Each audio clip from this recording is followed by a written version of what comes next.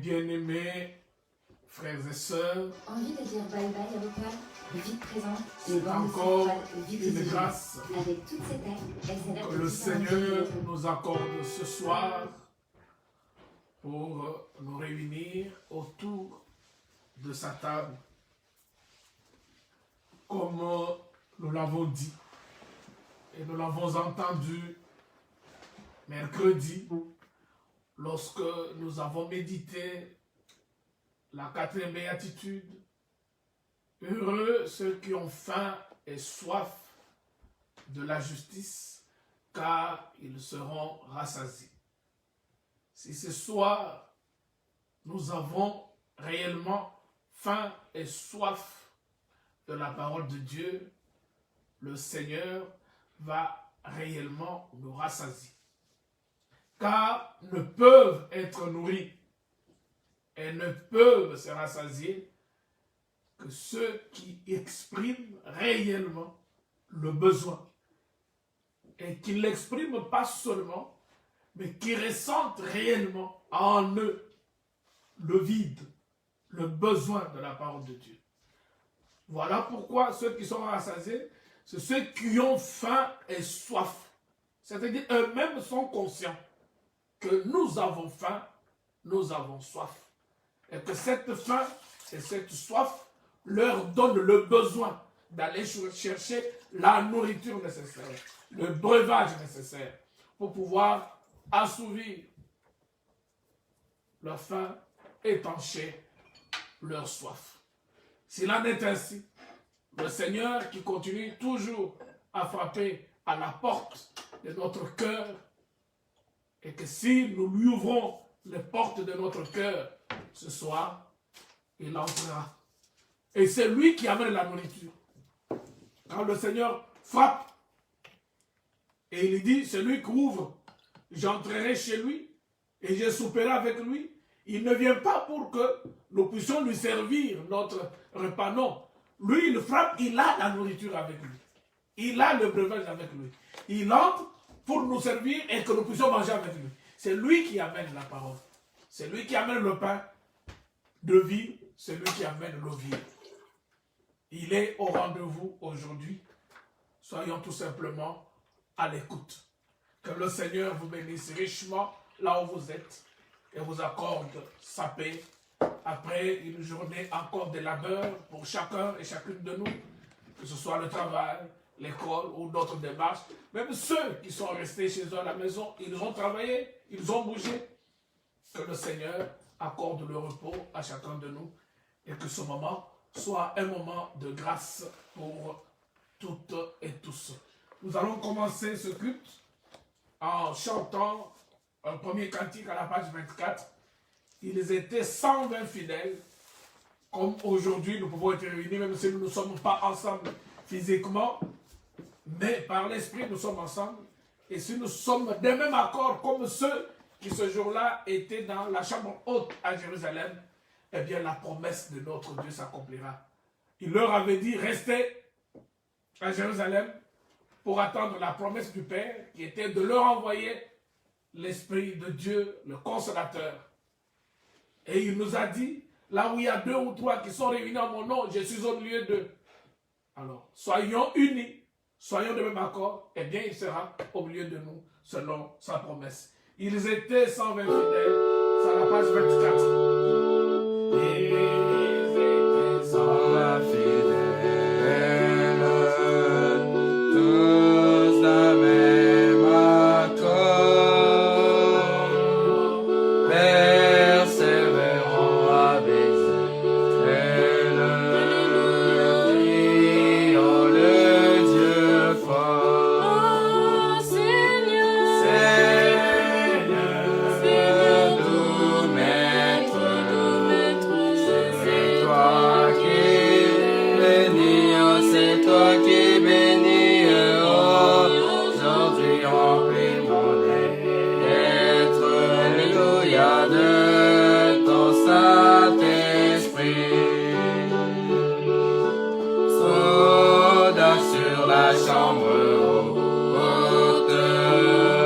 Le feu descendait.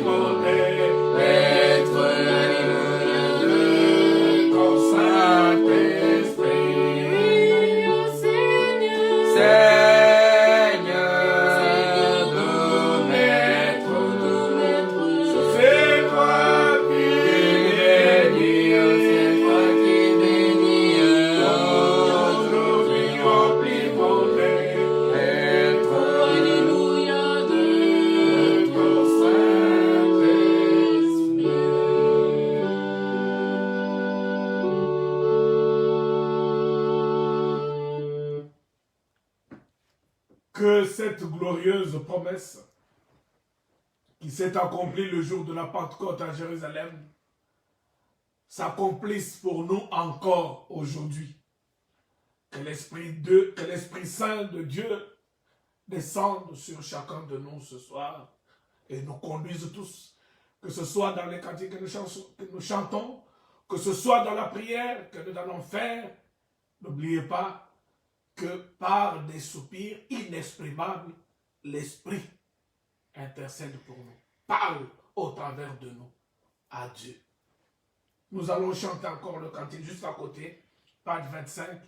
Ici-bas, rien ne m'attire. Je ne désire rien du monde. Pourquoi? Car mon Seigneur est tout pour moi. Comme il est tout pour moi, je n'ai pas besoin d'autre chose. Qu'il demeure en nous. Page 25. Ici-bas, rien ne m'attire, rien du monde.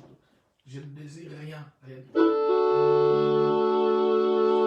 Ici-bas, rien ne m'attire. Rien du monde, je désire, car mon Sauveur maintenant est tout pour moi. Il a transformé les cœurs, m'a donné le vrai bonheur, car le Saint-Esprit demeure en moi. Il demeure, alléluia, il demeure en moi. Marchant sur les trois chemins, j'ai la joie soir et matin, car le Saint-Esprit demeure en moi. Je marche selon l'Esprit, à la croix il me conduit. Je ne vis plus, mais Jésus en moi.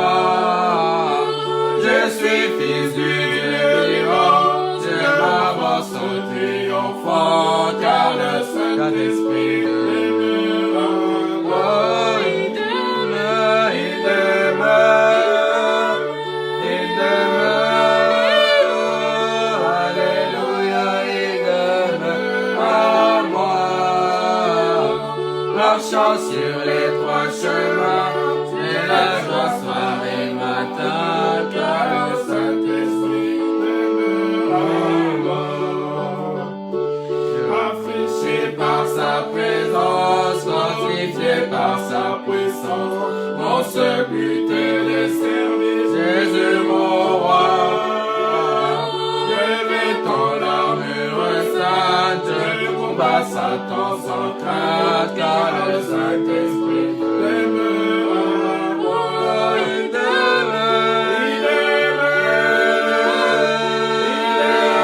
alléluia, alléluia, il demeure en moi. Et marchant sur les trois chemins, j'ai la joie soir et matin, car le Saint-Esprit demeure en moi. Tout mon corps est vivifié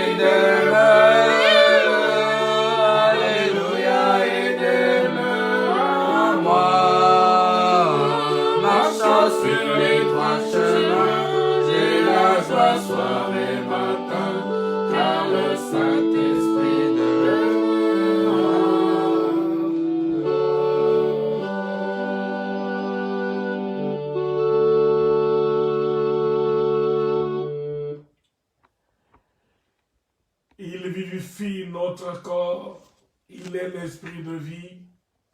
Ne craignons rien. Si nous marchons sur les trois chemins selon sa parole, elle dit qu'il y a deux chemins devant vous. Ne choisissez pas le chemin large où tout le monde marche. Prenez le chemin étroit.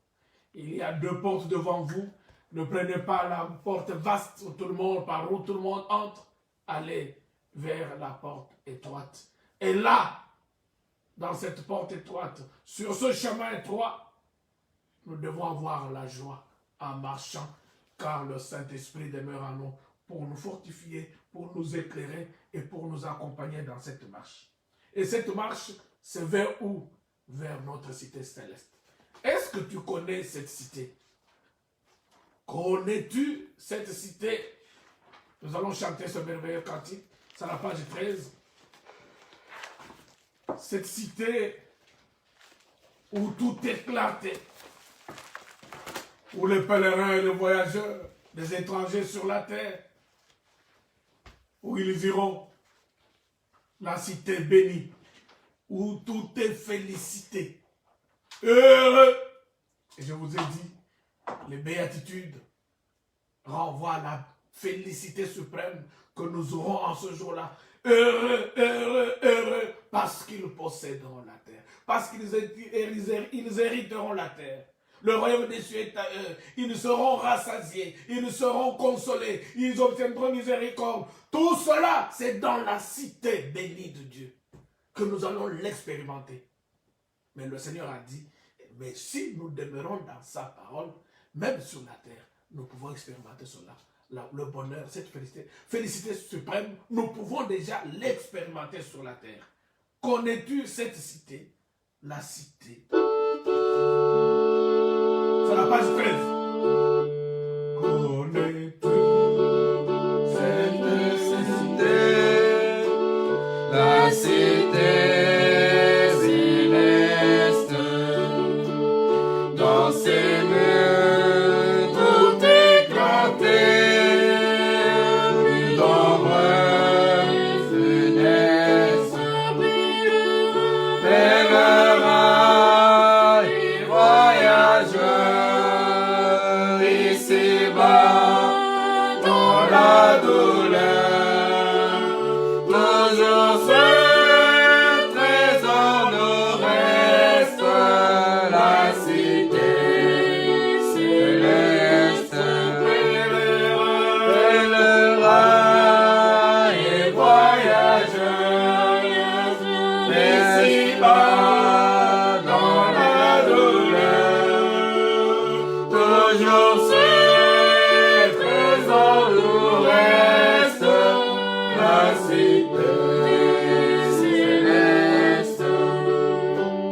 Connais-tu cette cité, la cité bénie, dans toutes tes félicités,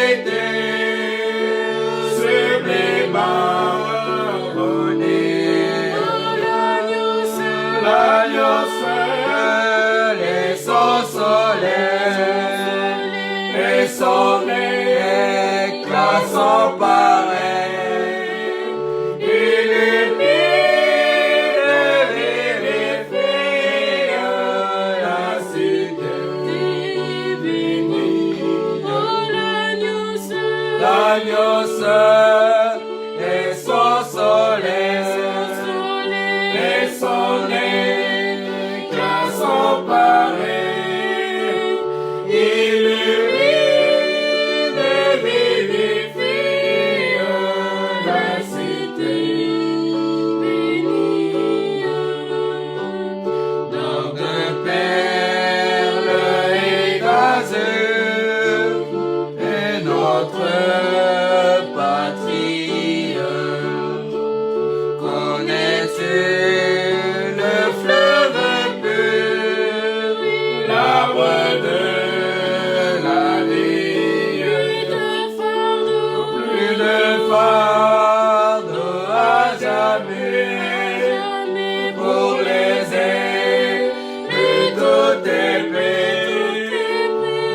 Dieu, la cité chérie, c'est notre patrie. Plus de fardeau à jamais, pour les ailes de tout épée, de Dieu la cité chérie, c'est notre patrie. Au salaire, repose doux, mon cœur te désire. Après son chef, son époux, l'église soupire. Être toujours devant toi, mon Seigneur, pour dire un roi, pour te chanter et te dire, mon cœur te désire. Être toujours devant toi, mon Seigneur, mon divin roi, pour te chanter et te dire, mon cœur te désire. Pour te chanter et te dire, mon cœur te désire. Pour te chanter et te dire, mon cœur te désire.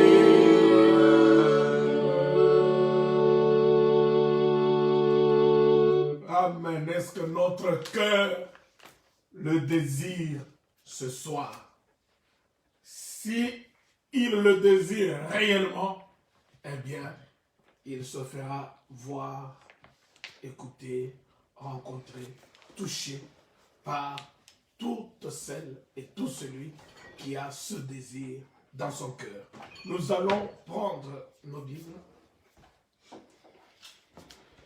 et aller dans Matthieu au chapitre 5.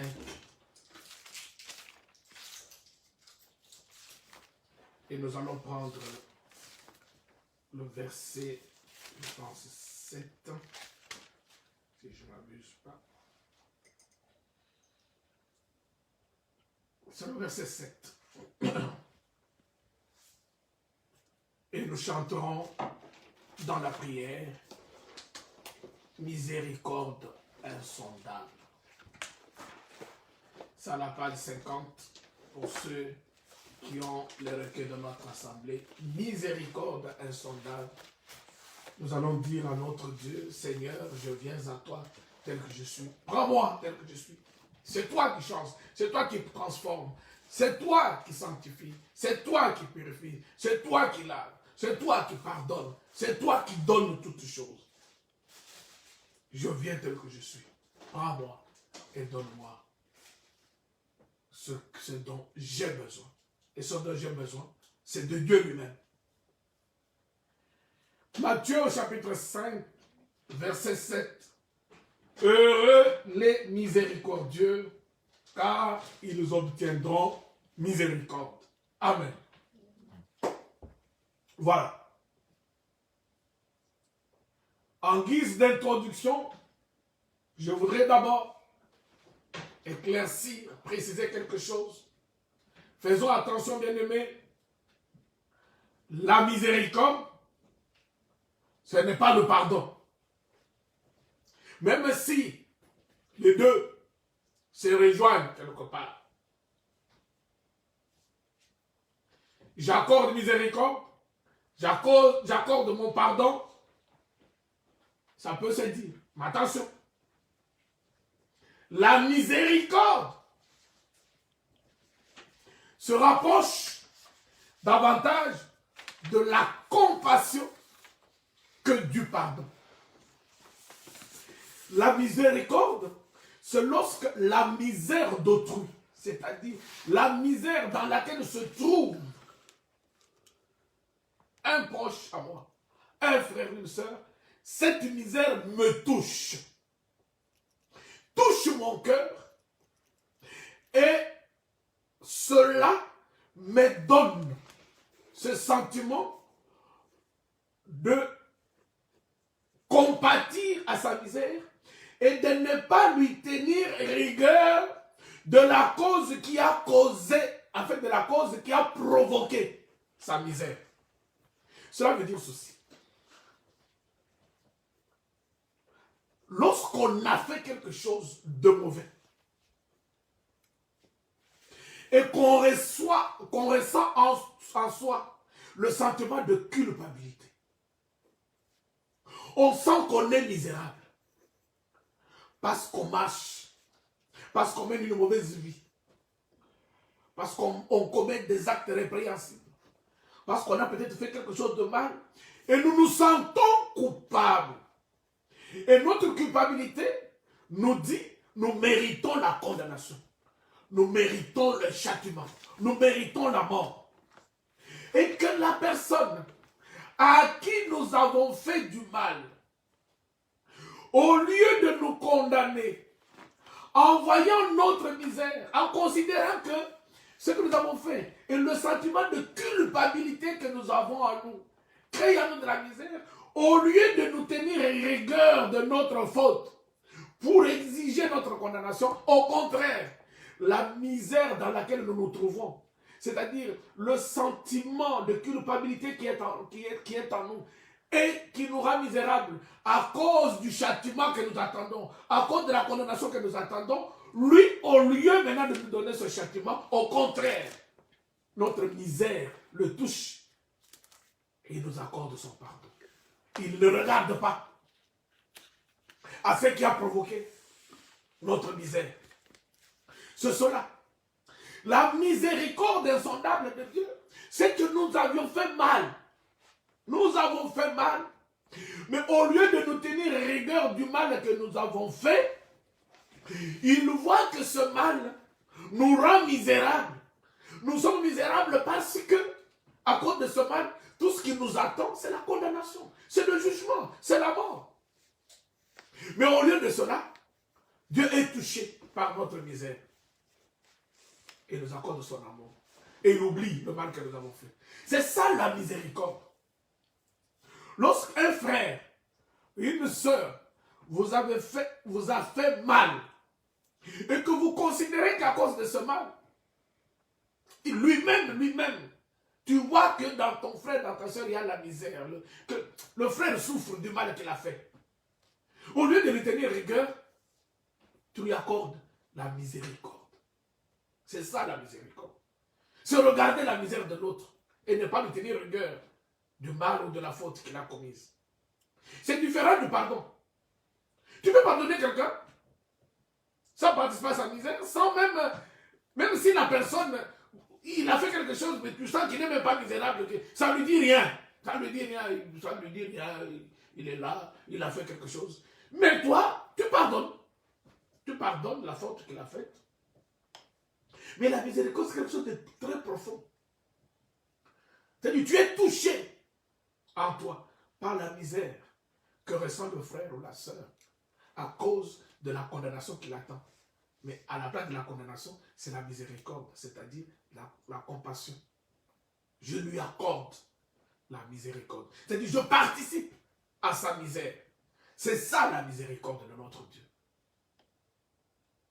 Voilà pourquoi il est dit, Dieu peut-il tout pardonner? Est-ce qu'il peut absoudre un grand coupable? Oui. Parce que nous verrons plus loin que ce que lui aime, ce n'est pas la justice pour que la personne soit condamnée, mais c'est la miséricorde. Le Seigneur, notre Dieu, préfère la miséricorde à la justice. Nous allons le voir tout à l'heure, puisque nous demandons que nous puissions prendre le cantique, page 50, miséricorde insondable, et que chacun de nous puisse prier. Que nous puissions chanter ce cantique vraiment dans la prière en disant, Seigneur, je viens tel que je suis, prends-moi.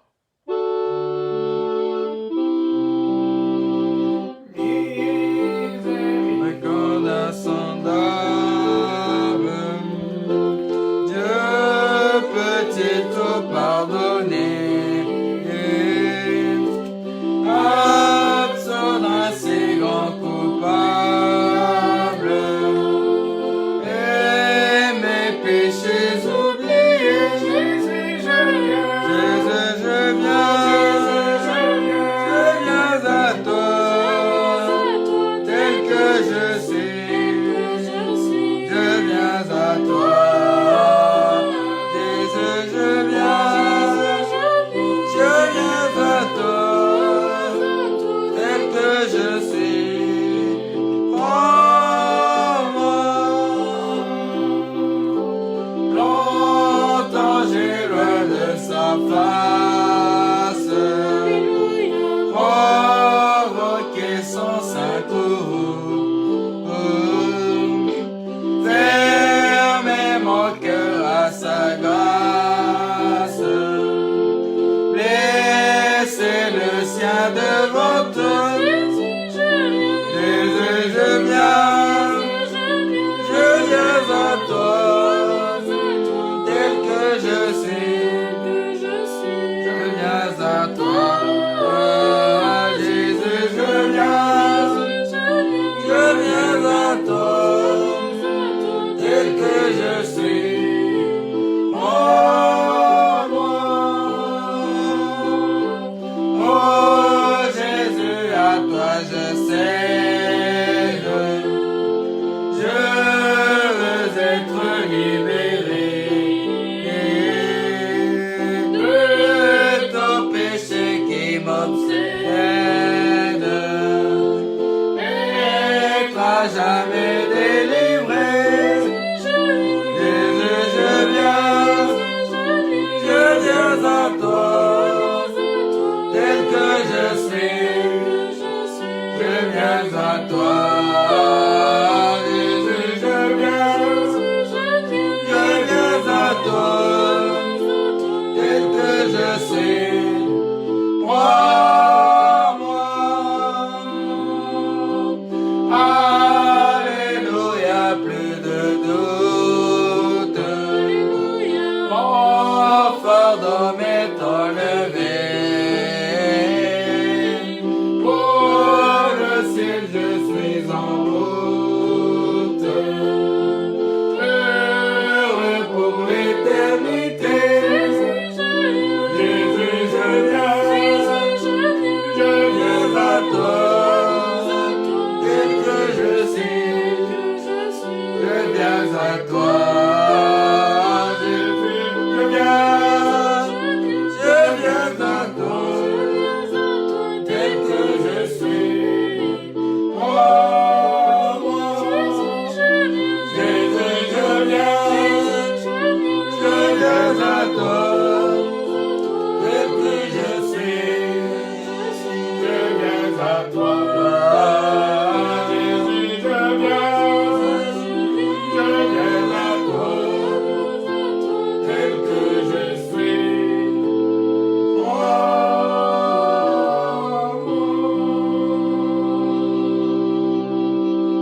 Oui, Seigneur. Je viens à toi tel que je suis. Sans rien à moi. Que puis-je te présenter, oh Dieu, pour obtenir ta miséricorde? Je n'ai rien. Je viens avec mes faiblesses. Je viens avec toutes sortes d'impuretés contractées encore aujourd'hui. Je viens avec toutes sortes de souillures dont j'ai souillé mon âme encore en ce jour. Je viens avec toutes les mauvais actes que j'ai posés aujourd'hui. Je viens avec toutes les mauvaises paroles sorties de ma bouche aujourd'hui.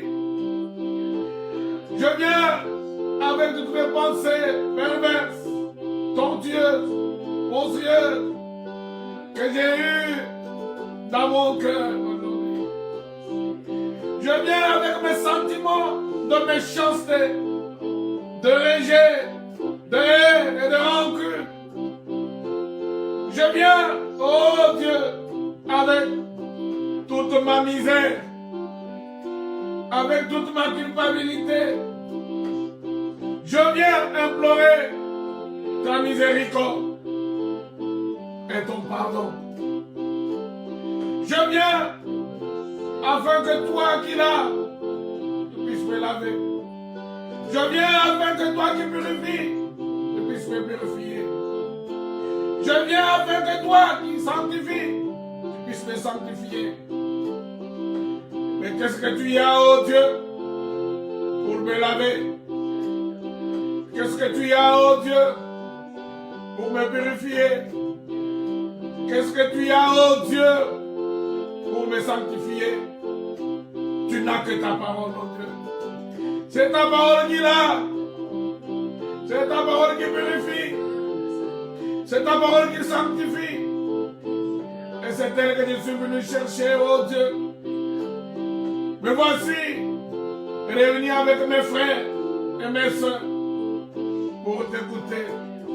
Use encore ce soir de miséricorde à mon égard. Ne regarde pas mes fautes. Ne regarde pas mes chutes. Ne regarde pas mes défaillances. Agrée-moi dans ta présence à cause du sang de Jésus qui se trouve sur le trône de la grâce. Et le Seigneur lui-même, le Sauveur, se tient à ta droite où il intercède pour les hommes et les femmes pour lesquels il a donné sa vie sur la croix, pour lesquels il a versé son sang au calvaire. Puisses-tu, Seigneur, me regarder à travers ce sang et m'agréer dans ta présence et faire luire ta face sur moi. Visite-moi, oh Dieu. Merci d'avoir gardé chacun de nous durant toute cette journée. Ceux qui étaient au travail, ceux qui étaient à l'école, ceux qui étaient dans notre démarche, même ceux qui sont restés dans leur maison. Merci d'avoir été avec chacun de nous et de rendre possible ce moment merveilleux où nous allons communier à ta table, à la table de ta parole, Seigneur, pour nourrir nos âmes et croître dans ta grâce. Visite-nous, Seigneur. Je me recommande encore entre tes mains. Je ne suis qu'un vase. Lave-moi, purifie-moi, Seigneur, afin que tu puisses m'utiliser pour proclamer ta parole. Que je disparaisse et que tu prennes toute la place. Que chacun de nous, en écoutant ta parole ce soir, soit richement béni du haut des cieux. Nous te l'avons ici demandé au nom de notre Seigneur et Sauveur Jésus-Christ.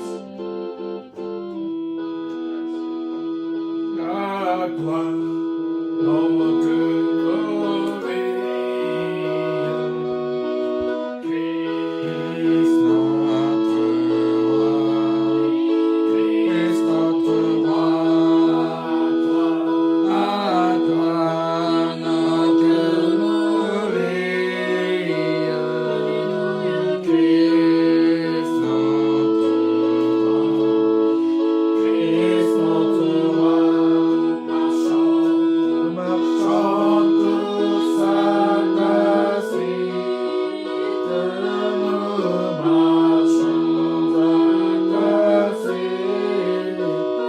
notre roi.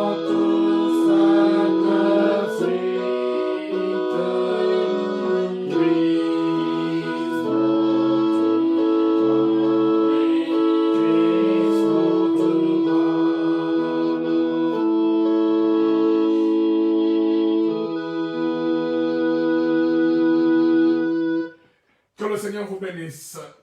Encore une fois, nous allons reprendre nos Bibles et aller dans Matthieu au chapitre 5 et le verset 7. Matthieu chapitre 5, verset 7.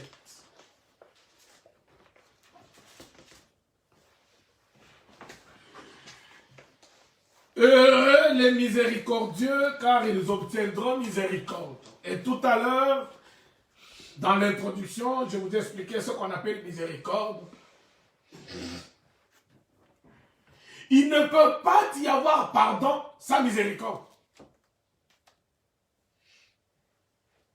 Comment peux-tu pardonner si tu n'as pas encore, si tu n'as pas ressenti de la miséricorde dans ton cœur envers la personne qui a fauté, qui a commis une faute, qui a péché, qui est tombé, qui a fait du mal. Il faut d'abord que la misère spirituelle dans laquelle se trouve ton frère, ta soeur, ton prochain, touche d'abord ton cœur, que tu puisses compatir à sa misère. Alors vient le pardon.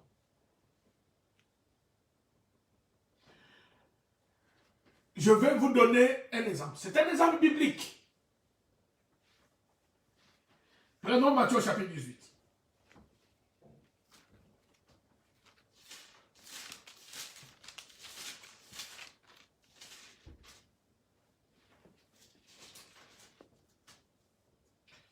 Verset 21.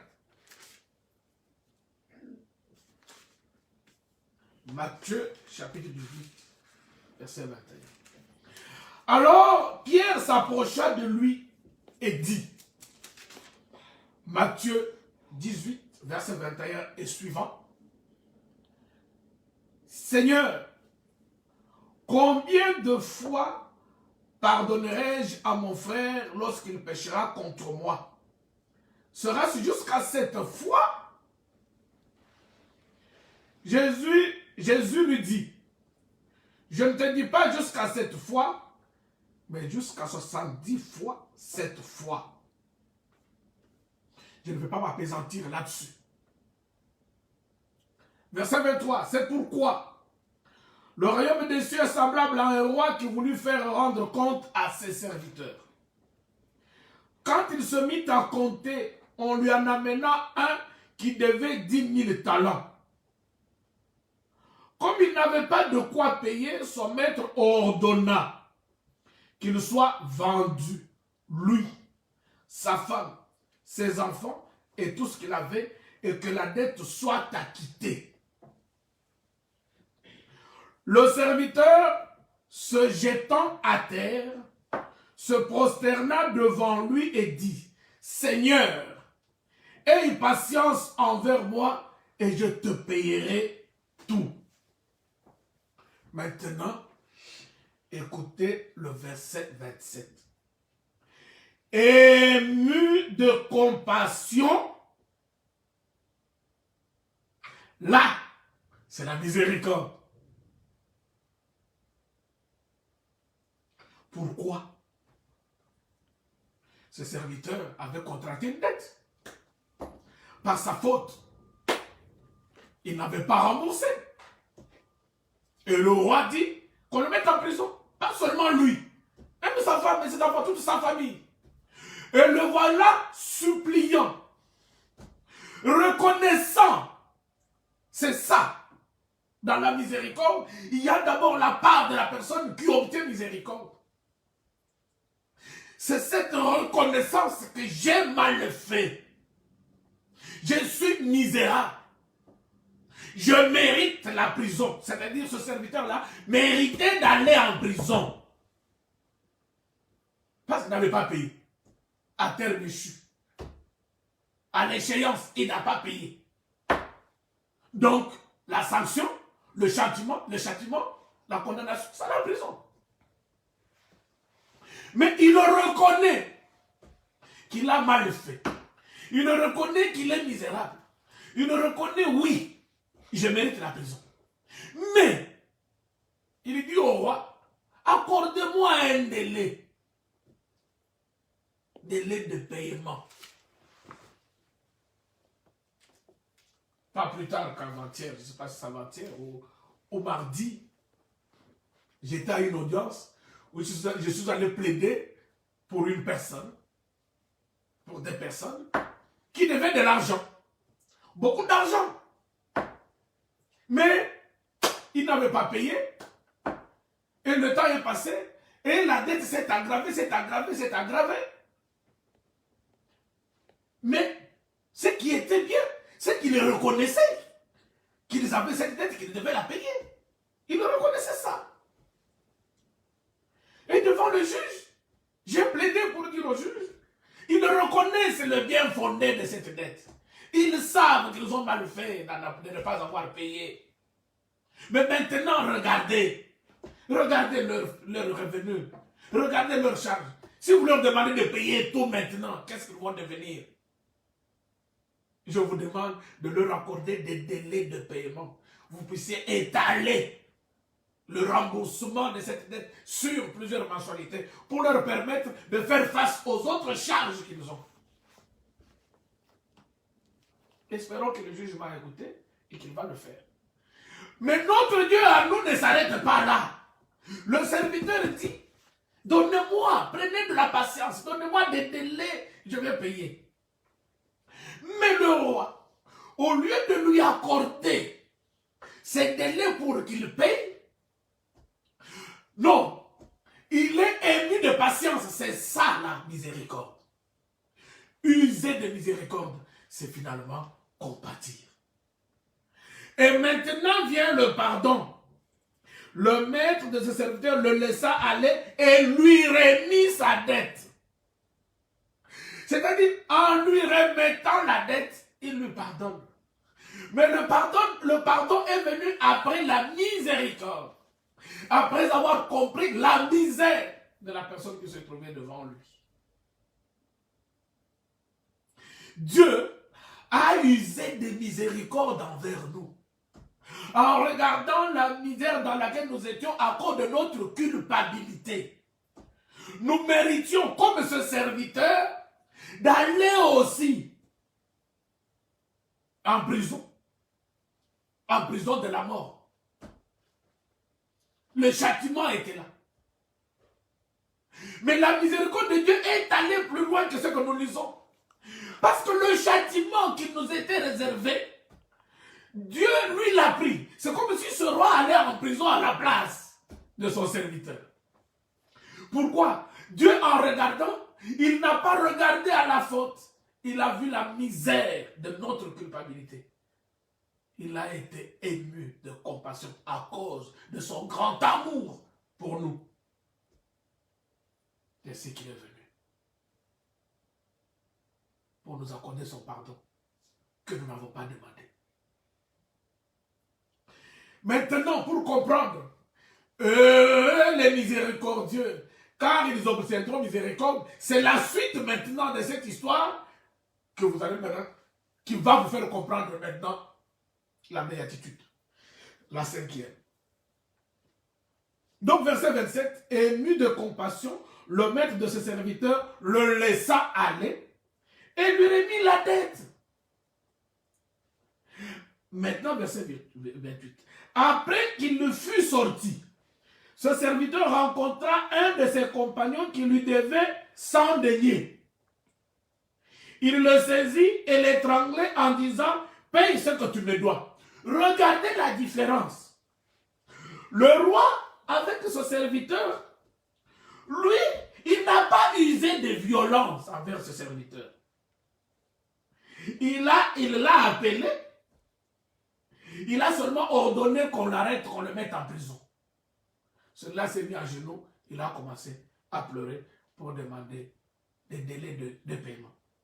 Mais il a bénéficié de la miséricorde du roi et de son pardon. Quand il sort, il rencontre, même pas un supérieur, mais un compagnon de service qui lui devait moins que ce que lui devait au roi. Il devait au roi beaucoup de choses. Combien? 10 000 talents. 10 000 qu'il devait. On lui a remis. Il est parti. Mais il rencontre un de ses compagnons qui lui devait 100 deniers. Tu regardes 10 000 talents, tu vois 100 deniers, tu te poses la question, mais ce n'est pas possible. Et lui, il ne s'adresse même pas à son compagnon pour dire, bon, toi, tu me dois 100 deniers de temps. Et non, non. il le prend, il le commence à l'étrangler. En lui disant, paye ce que tu me dois. Son compagnon fait comme lui avait fait devant le roi.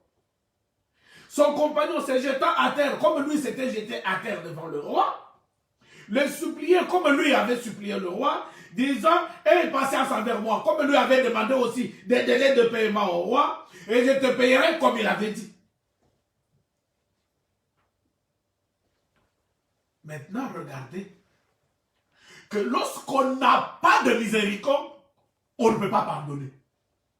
Il a fallu que ce serviteur soit d'abord ému de patience et de compassion, que la misère de son compagnon qui le suppliait à terre puisse toucher son cœur afin qu'il puisse pardonner. Il n'a pas eu de miséricorde. Donc, il n'a pas pardonné. Mais l'autre, verset 30, mais l'autre ne voulut pas. Et il alla le jeter en prison. Là où lui devait être jeté pour 10 000 talents. La condamnation qui était la sienne. Le châtiment qui était le sien. Et auquel le roi n'a pas recouru. À la place, il a usé de miséricorde et de pardon envers lui. Lui, à son compagnon, il va le jeter en prison pour qu'il le paye tout ce qu'il devait. Verset 31. Ses compagnons, ayant vu ce qui était arrivé, furent profondément attristés. Les compagnons de ce serviteur, eux, ils ont eu de miséricorde. Mais ils ne pouvaient pas pardonner. Parce que ce n'est pas à eux que le mal avait été fait. Eux, ils étaient attristés parce que la misère de l'autre compagnon qu'on a jeté en prison les a touchés. Maintenant, regarde, c'est pour que vous puissiez comprendre. Les attristés, eux, ils ont eu miséricorde. Mais ils n'avaient pas le pouvoir de pardonner. Dieu use de miséricorde et il pardonne. Parce qu'il a le pouvoir de Dieu. Il a la miséricorde, il a le pouvoir de pardonner. Mais eux ne pouvaient pas parce que la faute n'était pas commise envers eux. Mais ils sont allés vers celui qui pardonne. Furent profondément attristés, ils allaient raconter à leur maître tout ce qui s'était passé. Maintenant, le verset 32, 33 et 34 nous donnent maintenant l'explication de Matthieu 5, verset 7. Heureux les miséricordieux, car ils obtiendront miséricorde. Si tu n'es pas miséricordieux toi-même, ne t'attends pas à ce que tu obtiennes miséricorde de la part de notre Dieu. Parce qu'ils obtiendront miséricorde de la part de Dieu, pas de quelqu'un d'autre. Mais notre miséricorde à nous, nous devons l'exercer à l'égard de nos frères et de nos sœurs, à l'égard de nos prochains. Les uns envers les autres. Quand nous aurons usé de miséricorde les uns envers les autres, nous obtiendrons miséricorde de la part de Dieu. Et regardez maintenant. Lui, il a bénéficié de la miséricorde de Dieu et du pardon de Dieu. Mais en sortant, il n'a pas eu la même miséricorde envers son compagnon. Il l'a jeté en prison. La condamnation qui lui était réservée lui aussi, mais il en a fait subir à son compagnon. Voilà pourquoi, lorsque cela est rapporté au maître, verset 32, alors le maître fit appeler son serviteur et lui dit, méchant serviteur, je t'avais remis en entier ta dette parce que tu m'en avais supplié. Et j'ai été ému de compassion en voyant ta misère. Ne devais-tu pas aussi avoir pitié de ton compagnon comme j'ai eu pitié de toi? La miséricorde peut aussi s'apparenter à la pitié. Attention, ici il s'agit de la pitié dans son sens spirituel. Parce que beaucoup de gens dans le monde ici me disent, j'ai pitié de lui et de celui-là. Mais en fait, dans ton cœur, tu ne ressens pas la tristesse du malheur de cette personne. Mais la miséricorde, c'est vraiment, tu es touché par la misère de ton frère. Misère spirituelle, bien entendu. Ne voyez pas ça en termes de misère, de manquer des choses à manger, de manquer l'argent, de manquer des choses de ce monde. Non. Et son maître irrité le livra au bourreau jusqu'à ce qu'il ait payé tout ce qu'il devait. Voilà. Il n'a pas obtenu miséricorde puisque lui n'a pas été miséricordieux envers son compagnon. Il l'avait pourtant obtenu, mais ça lui a été retiré. Maintenant, verset 35, c'est ainsi que mon Père Céleste vous traitera si chacun de vous ne pardonne à son frère de tout son cœur. Pourquoi on parle de tout son cœur? Parce que le pardon doit procéder de la miséricorde que nous ressentons dans notre cœur. Que celui qui est en face de moi, le mal qu'il a fait, c'est vrai qu'il mérite la condamnation, qu'il mérite le châtiment.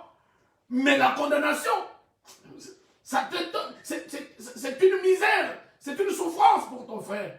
Et au lieu de préférer cela, tu t'attristes, tu t'émeus en sa faveur, tu compatis. Et alors, tu accordes le pardon et tu oublies. En fait, la miséricorde amène à l'oubli. Et là, nous le verrons. C'est cela. Prenons Luc au chapitre 6. Vous allez comprendre encore davantage. Luc au chapitre 6.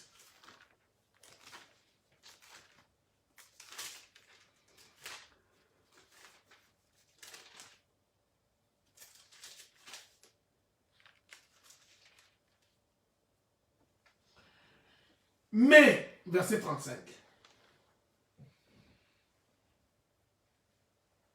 Mais aimez, donc Luc chapitre 6, verset 35. Je commence par le verset 35, mais je poursuis le verset 36. Mais aimez vos ennemis, faites du bien et prêtez sans rien espérer. Et votre récompense sera grande et vous serez fils du Très-Haut. Car il est bon pour les ingrats et pour les méchants. Maintenant, écoutez le verset 36. Soyez donc miséricordieux comme votre Père est miséricordieux. Soyez compatissants, ayez de la pitié, que la misère, la culpabilité de votre frère, de votre soeur, même sa faute, même sa chute vous touche. Et ne crée pas en vous le sentiment de condamnation, mais ça crée en vous le sentiment de pitié. C'est ça la miséricorde. Ne jugez point et vous ne serez point jugés. Il a eu. Il a cherché, il a trouvé.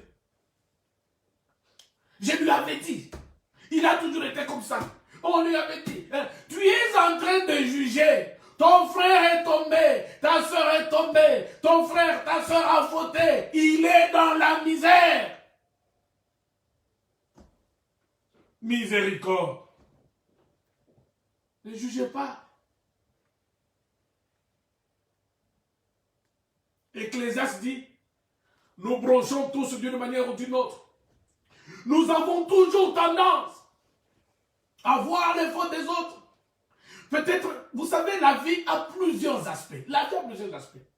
Je peux être fort dans un aspect et faible dans un autre. Et là où je suis fort, mon frère ou ma soeur est faible dans cet aspect, moi je suis là pour le juger, voilà comment il fait. Mais il peut m'arriver que dans un autre aspect de la vie, je suis faible et peut-être mon frère est fort. Et alors qu'adviendra-t-il si nous devons nous juger les uns les autres?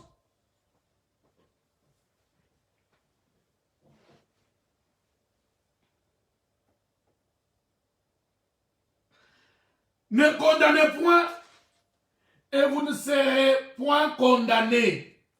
Absolvez, c'est-à-dire pardonner, oublier. Absoudre, c'est effacer. Absolvez et vous serez absous. Absous, c'est-à-dire on vous enlève tout, vous n'avez plus rien. Il n'y a plus de rien de visible de ce que vous avez fait de mal. C'est ça l'absolution. Vous êtes absous, c'est-à-dire vous êtes, je peux dire, amnistié. C'est-à-dire que votre faute ne vous est même plus imputé. C'est fini. C'est oublié. C'est comme j'étais dans la mer de l'oubli. C'est oublié. Donnez et il vous sera donné. On versera dans votre sein une bonne mesure serrée, secouée et qui déborde. Car on vous mesurera avec la mesure dont vous vous serez servi. Pour mesurer les autres, pour juger les autres, pour condamner les autres. On vous mesurera avec.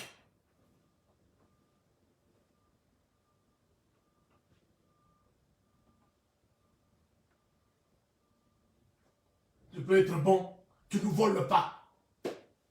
Moi, tu n'es jamais volé.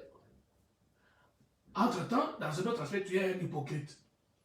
Tu es un médisant ou une médisante. Voilà, il y a un frère ou une soeur qui a peut-être encore des faiblesses, qui parfois soustrait des choses des gens, qui fait des efforts. Ayez de la miséricorde. Attention. La miséricorde est un sentiment qu'on doit avoir envers une personne qui reconnaît sa misère, qui est dans la misère. Si je trouve un voleur du monde, un païen qui a volé, et on l'a arrêté, on est en train de le juger, pourquoi voulez-vous que j'ai des miséricordes, des sentiments de miséricorde envers lui? Il mérite la condamnation. Surtout s'il ne regrette même pas. S'il n'est pas dans la misère, il est condamné. La miséricorde est un sentiment qui répond à une reconnaissance de culpabilité, à une misère reconnue en face. Vous allez voir, allons voir ça. Nous allons prendre Matthieu. Revenons à Matthieu au chapitre. Matthieu 7. Matthieu 7. Matthieu chapitre 7.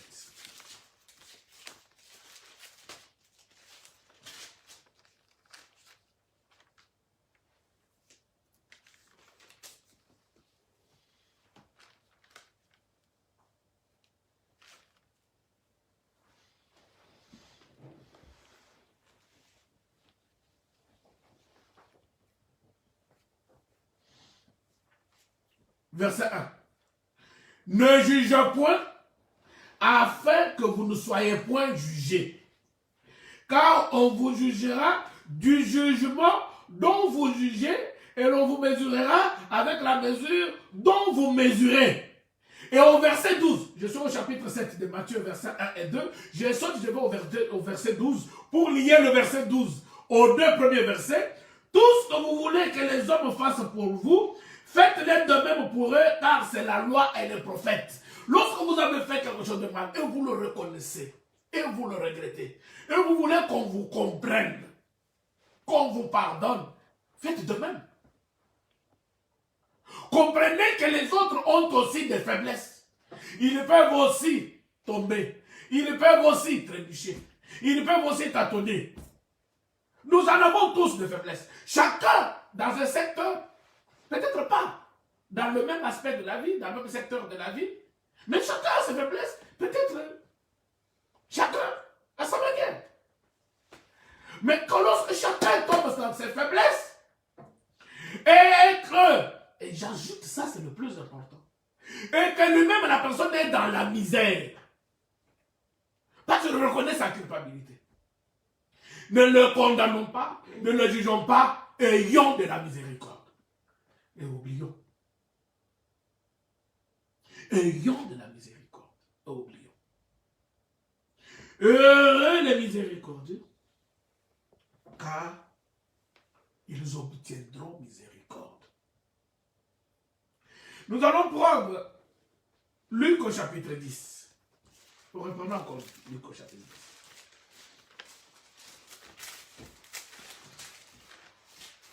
Nous allons dans le physique. Nous avons une parabole qui nous raconte quelque chose de physique, mais que nous allons transposer au niveau spirituel. Vous connaissez en fait la parabole du bon samaritain, c'est Luc au chapitre 10, verset 30. Luc au chapitre 10, verset 30, Jésus reprit la parole et dit, un homme descendait de Jérusalem à Jéricho, il tomba au milieu des brigands qui le dépouillèrent, le chargèrent de coups et s'en allèrent, le laissant demi-mort. Un sacrificateur qui fortuitement descendait par le même chemin, ayant vu cet homme passa outre. Regardez maintenant la miséricorde et son contraire. Nous sommes dans le physique même. Peut-être qu'il a mal fait, il n'aurait pas dû passer par ce chemin, d'accord. Mais il a rencontré des brigands. Il n'était pas fort, qui l'ont battu, qui l'ont jeté à terre, qui l'ont blessé. Toi, tu viens, tu trouves ton frère, il est tombé, ta soeur, elle est tombée. Et tu dis, c'est son problème. Qui lui a demandé de passer par ce chemin? Il est passé. La misère, la souffrance de ce pauvre blessé n'a pas touché le cœur du sacrificateur. C'est pourquoi il est parti. Un lévite qui arriva aussi dans ce lieu, l'ayant vu, passa outre. La misère de l'homme ne l'a pas touché. Indifférent. C'est son problème. Il l'a cherché, il l'a trouvé. Mais un Samaritain qui voyageait, étant venu là, fut ému de compassion lorsqu'il le vit.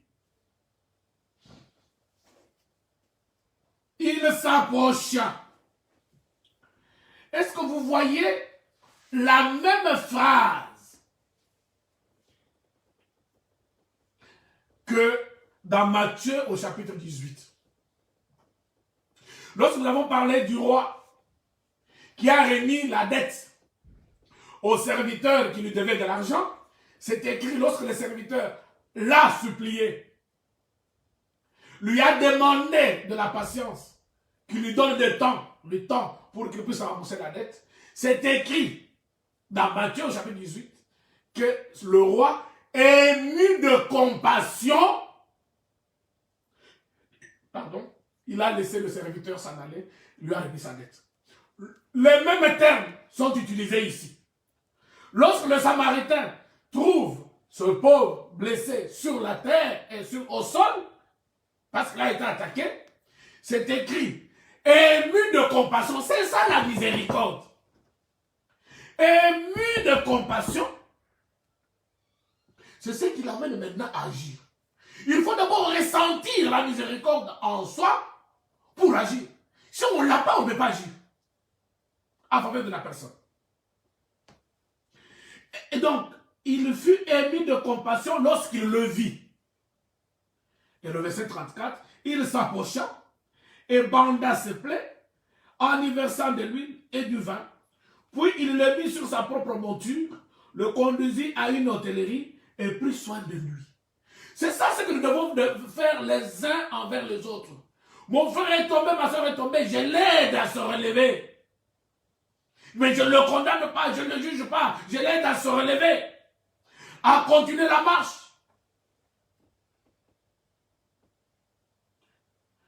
Verset 35, le lendemain, il tira 2 deniers, les donna à l'autre et dit, aie soin de lui, et ce que tu dépenseras de plus, je te le rendrai à mon retour. Maintenant, verset 36, lequel de ces 3 te semble avoir été le prochain de celui qui était tombé au milieu des brigands? Maintenant, écoutez le verset 37. C'est celui qui a exercé la miséricorde envers lui. La miséricorde s'exerce.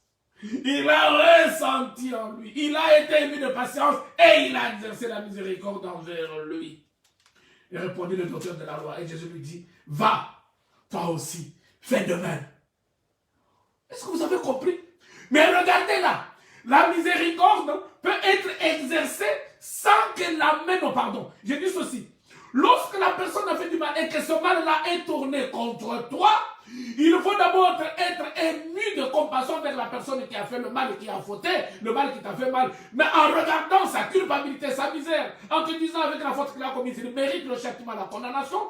Mais au lieu de le condamner, au lieu de le juger, tu comprends sa misère, tu as pitié de lui, tu es ému de compassion et tu pardonnes. Mais la personne peut avoir fauté, commet une faute, mais qui n'est pas dirigée contre toi, mais parce qu'il a commis une erreur, il est tombé, tu apprends que ton frère, ta soeur est tombée, parce qu'il a commis une erreur. Au lieu de te mettre à raconter des médisances, à le critiquer, à dire voilà, il a eu le conscrit, tu commences à le condamner, à le juger, bien au contraire, tu pries pour le frère, tu pries pour la soeur, tu comprends sa misère spirituelle parce qu'il est tombé, tu exerces à ce moment-là la miséricorde, mais cette miséricorde n'aboutit pas au pardon, pas que tu n'as pas à pardonner, parce que la faute du frère ou de la soeur qui est tombée n'est pas dirigée contre toi. Donc, on peut, dans une circonstance, exercer la miséricorde et pardonner. Dans d'autres circonstances, on exerce seulement la miséricorde, parce que notre frère, notre soeur est tombé. Mais moi, juge de miséricorde, je n'ai pas à le condamner, je n'ai pas à le juger, je n'ai pas à le critiquer, je n'ai pas non plus à être indifférent comme les deux qui sont passés sur la route. C'est son problème. Azui. Alors arrêtez. Non. Miséricorde. Et c'est très facile de comprendre cela. Va, et toi de même, et toi aussi fais de même, c'est-à-dire, va aussi user de miséricorde, et tu obtiendras miséricorde. Pourquoi? Parce que, Psaume 112, Psaume 112, et nous allons revenir rapidement dans Matthieu chapitre 9, Psaume 112, versets 5 et 6. Psaume 112, verset 5. Heureux l'homme qui exerce la miséricorde et qui prête, qui règle ses actions d'après la justice, car il ne chancelle jamais, la mémoire du juste dure toujours. Parce que quelqu'un qui use de miséricorde, il ne va pas chanceler le jour où il tombera. Non, parce qu'il comprend que nous sommes tous faibles. Voilà pourquoi dans Matthieu, au chapitre 9, revenons rapidement dans Matthieu, Matthieu au chapitre 9.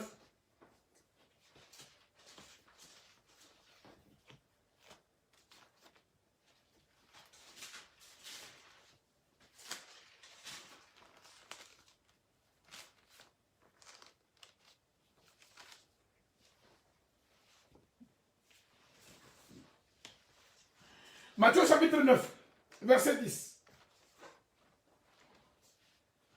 Comme Jésus était à table dans la maison, voici, beaucoup de publicains et de gens de mauvaise vie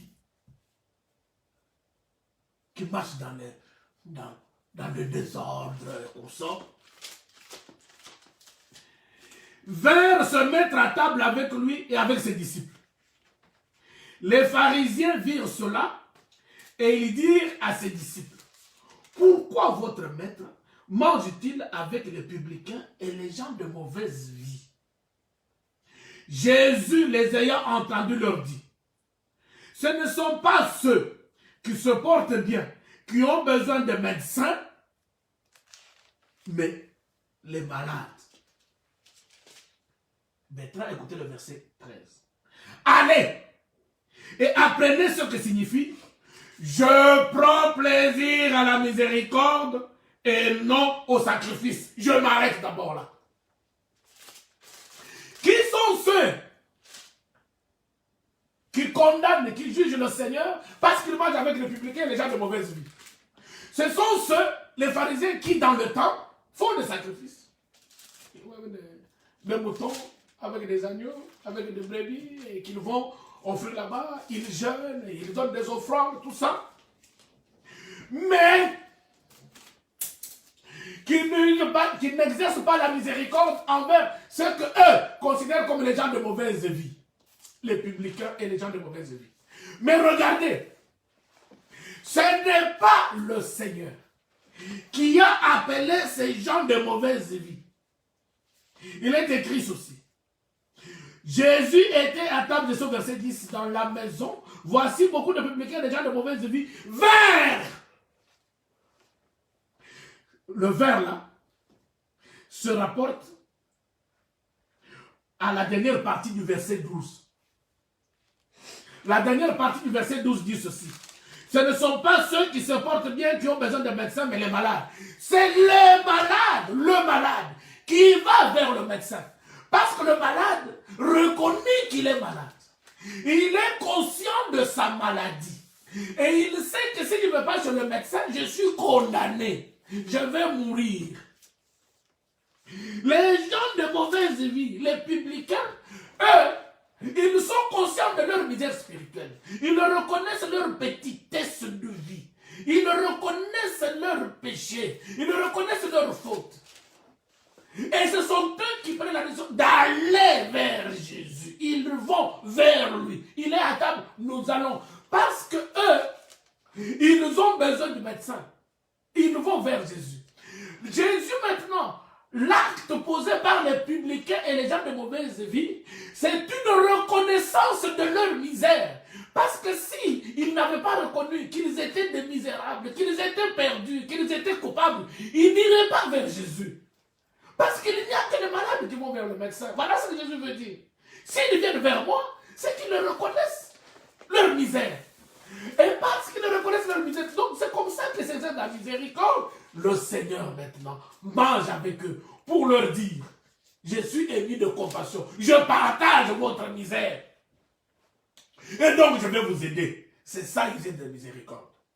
Mais les pharisiens qui, eux, pensaient qu'eux, ils étaient des justes. Et le Seigneur dit non. Ce ne sont pas ces sacrifices que vous faites. Moi, je ne prends pas plaisir à ces sacrifices. Ils aient des miséricordes, les uns envers les autres. Comprenez les uns les autres votre misère. Parce que si les pharisiens pouvaient comprendre qu'ils étaient autant misérables que ceux qu'ils jugeaient, ils jugeaient les publicains et les gens de mauvaise vie comme des misérables. Mais ils oubliaient qu'ils étaient eux-mêmes des misérables. Et je suis toujours sur le plan spirituel. Ils étaient autant coupables que les publicains et les gens de mauvaise vie. Mais eux, dans leur humilité, et là, nous rentrons à la première béatitude. Heureux les pauvres en esprit. Ce sont les gens de mauvaise vie, les publicains, qui eux, reconnaissant qu'ils n'étaient rien, ils sont allés vers le médecin. Voilà pourquoi le Seigneur dit, non, je ne suis pas venu. Voilà pourquoi il dit, je prends plaisir à la miséricorde et non au sacrifice. Et maintenant, il ajoute, car je ne suis pas venu appeler des justes, mais des pécheurs. Quand le Seigneur dit ça, mais je voudrais que vous puissiez être attentif, que vous puissiez comprendre ce que je veux dire. Quand le Seigneur dit que je ne suis pas venu appeler les justes mais les pécheurs, le Seigneur ne veut pas dire par là qu'il y avait des justes sur la terre. Qu'il y avait des justes. Non. Aucun homme sur la terre n'était juste. Aucun. Donc, quand le Seigneur dit, je ne suis pas venu pour appeler des justes, il n'y en a même pas. Tous ont péché. Tous ont péché et sont privés de la gloire de Dieu. Donc le Seigneur en disant, je ne suis pas venu pour des justes, d'ailleurs il n'y en a aucun. Je suis venu pour des pécheurs et ils sont tous pécheurs. Mais le problème, c'est que les pharisiens ne comprenaient pas que eux aussi ils étaient misérables. Donc que ce soit eux et les publicains et les gens de mauvaise vie, tous devaient aller à Jésus pour obtenir miséricorde en reconnaissant leur misère. Mais il y en a qui ne reconnaissent pas.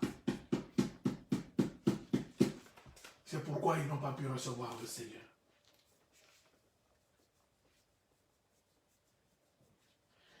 Nous pouvons maintenant commencer à chuter. Allez au chapitre 6 de Matthieu.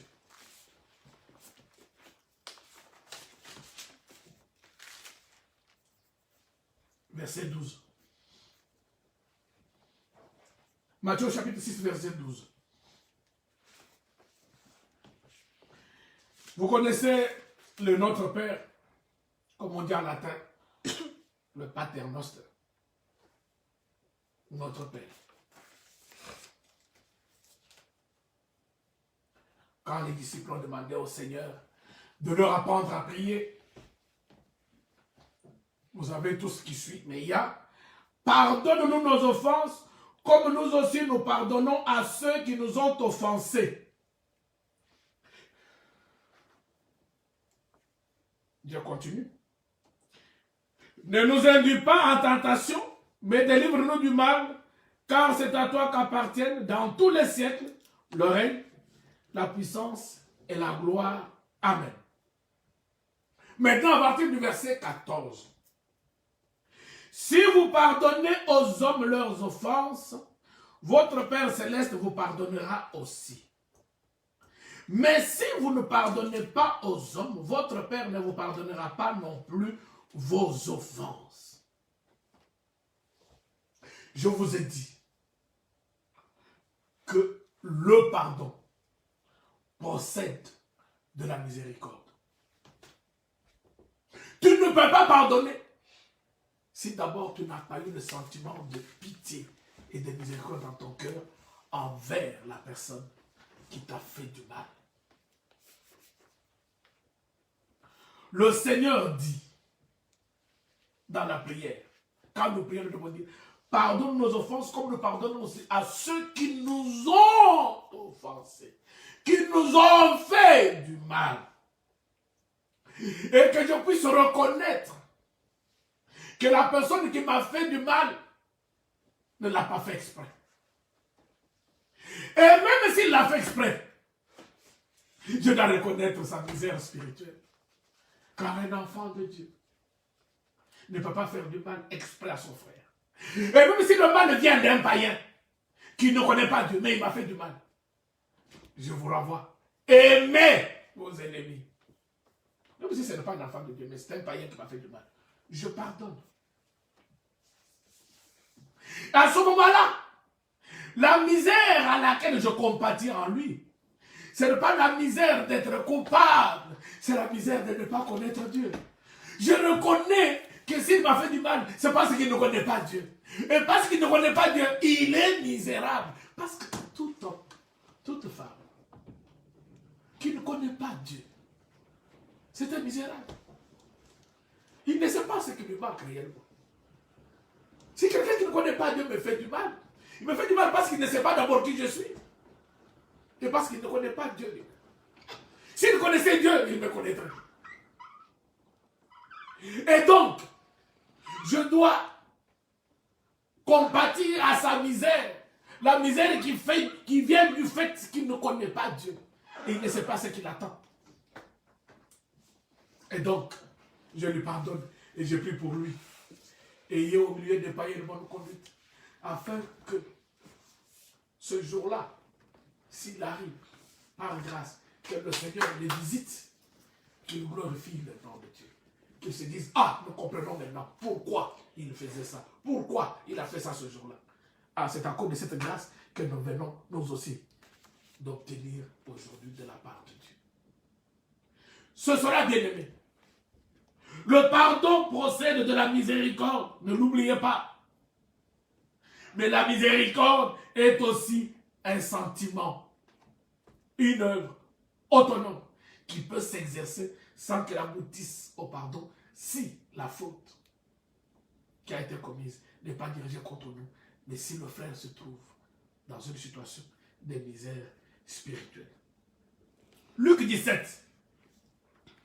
Et là, je vais vous donner une explication encore qui va nous amener à finir notre propos de ce soir. Luc au chapitre 17, verset 3.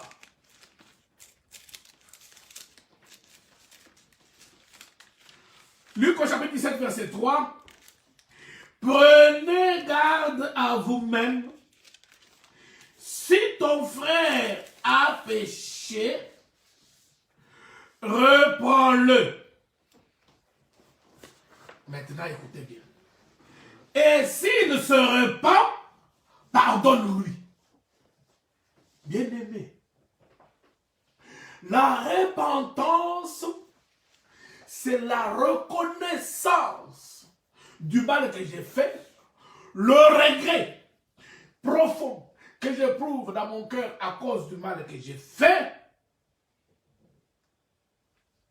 et la décision de me dire que je ne dois plus le faire. Mais écoutez maintenant le verset 4. Et s'il a péché contre toi, cette fois dans un jour, et que cette fois il revienne à toi disant, je me repens, tu lui pardonneras. Maintenant, je vais vous faire comprendre. Quelqu'un qui vient, il a fait du mal, il se répand, c'est-à-dire, il reconnaît le mal qu'il a fait. Il le regrette même avec des larmes. Il dit, je ne le referai plus. 1 heure après, il refait la même chose. Il se lève, il se repent, il regrette. Il dit, je ne le referai plus. C'est pour que vous puissiez comprendre, bien-aimés, que la repentance à elle seule ne suffit pas. La repentance doit être suivie de la conversion. C'est la conversion qui change la personne. La repentance, c'est le regret du mal, le regret de la mauvaise vie qu'on mène, et on prend la résolution de ne plus le faire. Alors il ne faut pas s'arrêter là. Il faut passer maintenant en acte. Il ne faut pas que la résolution reste en puissance. Je regrette. Et demain, tu retombes dans la même erreur. Tu te répands, d'accord. Et le Seigneur dit, même s'il fait cette fois, mais s'il se repent, et là, il faut savoir que la repentance, c'est un regret sincère. On ne peut pas parler de repentance s'il n'y a pas de la sincérité. Donc, nous sommes peut-être en face d'un frère ou d'une soeur qui est faible, qui se repent. Et pendant qu'il se repent, qu'il dit, je regrette sincèrement, je ne le referai plus. Il est sincère au moment où il parle là. Il est vraiment sincère. Et Dieu voit dans son corps, dans son cœur, qu'il est vraiment sincère, il le regrette. Mais demain, il retombe dans la même faute. Mais il se lève, il dit, je regrette encore, je regrette. Il est sincère quand il dit ça. Mais il ne sait pas que demain, il va encore retomber quand il prend sa résolution. Il ne sait pas, il ne le prévoit pas. Voilà pourquoi la parole de Dieu dit, Dieu ne se lasse pas de nous pardonner. Mais, pour que ce frère et cette soeur aille loin, il faut qu'il passe de la repentance à la conversion. Parce que la conversion, c'est-à-dire le retournement des choses. Vous étiez en train d'aller dans ce sens, vous repartez dans l'autre sens, vous êtes converti. Voilà pourquoi on nous donne souvent les étapes de la nouvelle naissance. Les étapes sont là.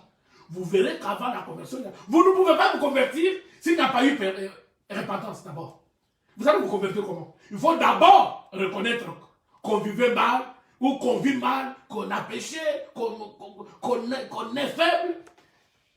Il faut le reconnaître et le regretter et prendre la résolution de ne plus le faire. Ça, c'est la repentance. C'est la repentance qui amène à la conversion. Vous ne pouvez pas vous convertir sans vous être repenti. Parce que nous sommes tous pécheurs. Tous sont péchés et sont privés de la gloire de Dieu. Jésus n'est pas venu pour les justes, il n'y en avait aucun, mais pour les pécheurs. Donc, la repentance, c'est la voie obligée pour arriver à la conversion. Et la conversion ne peut pas avoir lieu s'il n'y a pas eu repentance.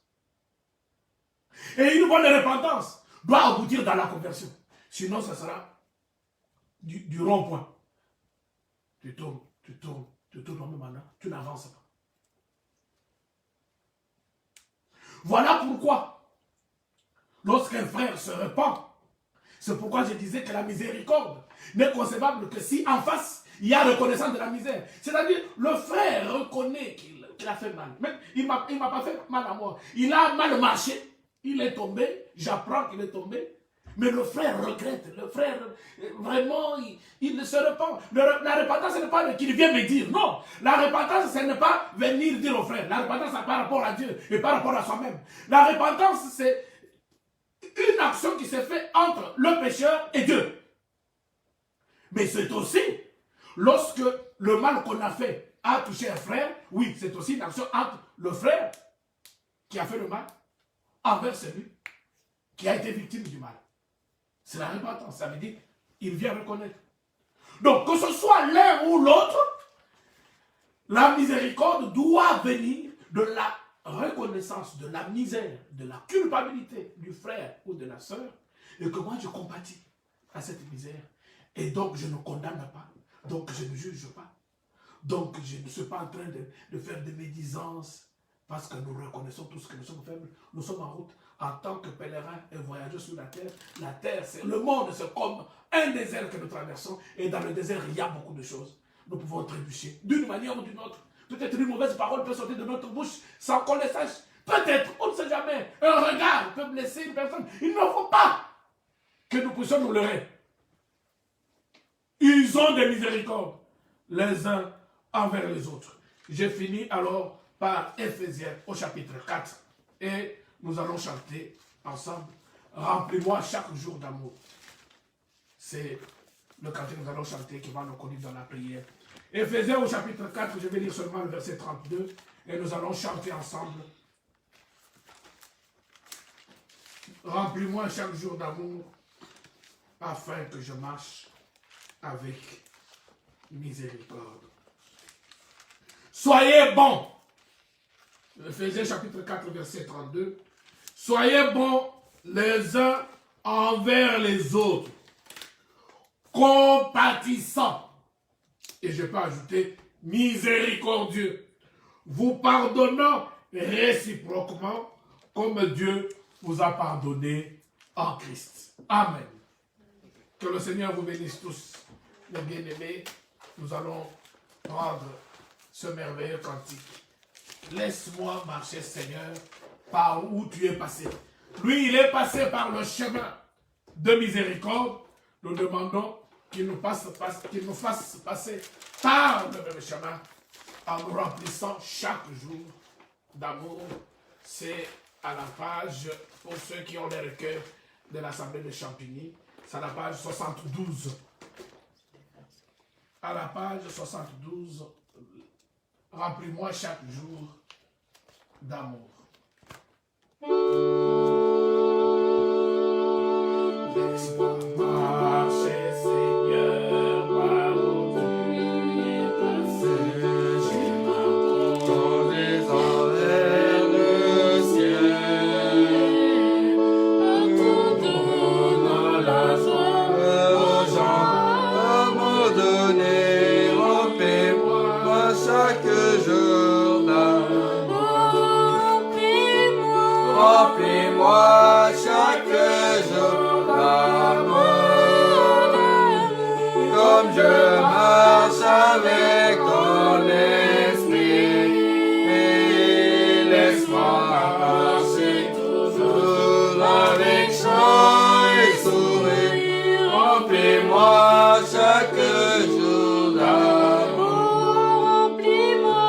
remplis-moi chaque jour d'amour, comme je marche avec ton esprit. Laisse-moi marcher toujours avec joie et sourire. Remplis-moi chaque jour d'amour.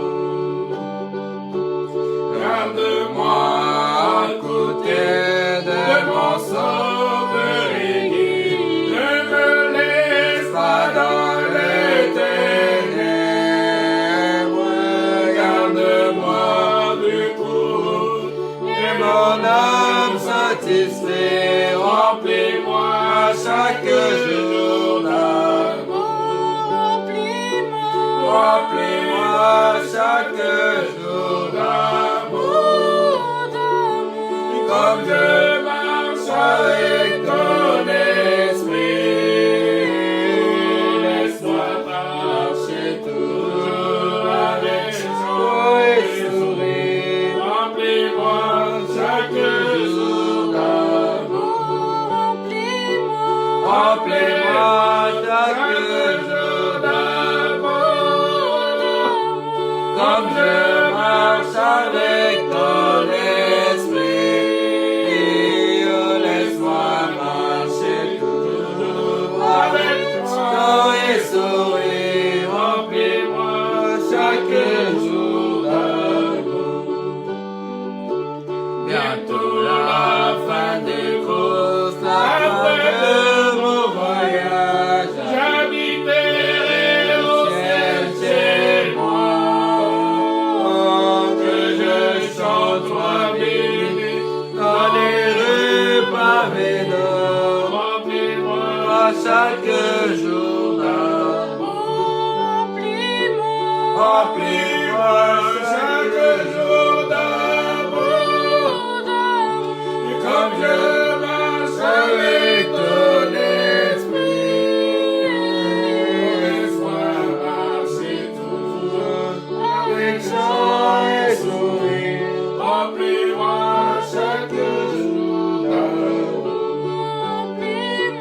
Remplis-moi chaque jour d'amour,